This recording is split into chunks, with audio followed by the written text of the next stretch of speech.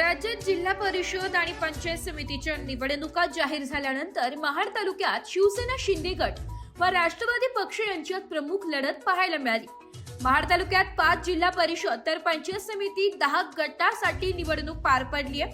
आज या निवडणुकांचा निकाल जाहीर झाला असून निकालात शिवसेना शिंदे गटाने मोठे यश संपादन केले। जिल्हा परिषदेसाठी उभे असलेले शिवसेना शिंदे गटाचे 9 उमेदवार विजयी झाले असून राष्ट्रवादी काँग्रेसला पंचायत समितीत केवळ 1 जागा मिळाली आहे। या विजयामुळे शिवसैनिकांमध्ये प्रचंड उत्साहाचे वातावरण निर्माण झाले। मंत्री भरत गोगावले यांचे पुत्र विकास गोगावले यांनी भरघोस मतांनी विजय मिळवल्याने कार्यकर्त्यांचा उत्साह अधिकच वाढलाय। विजयानंतर कार्यकर्त्यांनी ढोल ताशांच्या गजरात आणि डीजेच्या तालावर जल्लोष साजरा केलाय। तसेच उमेदवारांनी छत्रपती शिवाजी महाराजांच्या पुतळ्यास पुष्पहार अर्पण करून अभिवादन केलंय। संपूर्ण तालुक्यात आनंदाचं वातावरण असून शिवसेना शिंदे गटाचा हा विजय आगामी राजकीय घडामोडींना नवी दिशा देणारा ठरलाय। हा जनतेचा विजय, मी मगाशी सांगितलं, माझ्या मतदार बांधवांचा विजय आहे।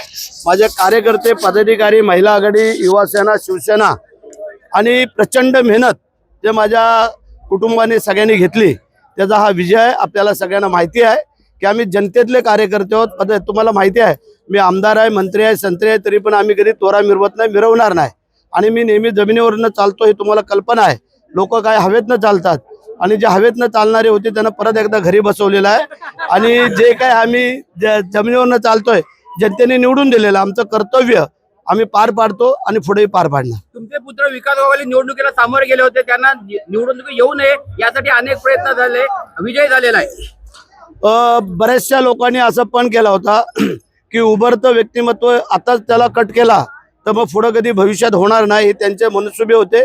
ते माझ्या नातेच्या जनतेने, माझ्या त्या मतदारसंघातल्या बांधवांनी, बहिणींनी, भावांनी, सगळ्यांनीच की ते त्यांचे फोल ठरवलेले आहेत आणि विकासला थोड्याने 5000च्या पुढे मताधिक्याने निवडून दिलेला आहे। मी त्या नातेकर मतदारांचं, नातेवाईकांचा आभार मानतो। एस मराठी न्यूज साठी कोकण विभागीय संपादक निलेश लोखंडे, महाड।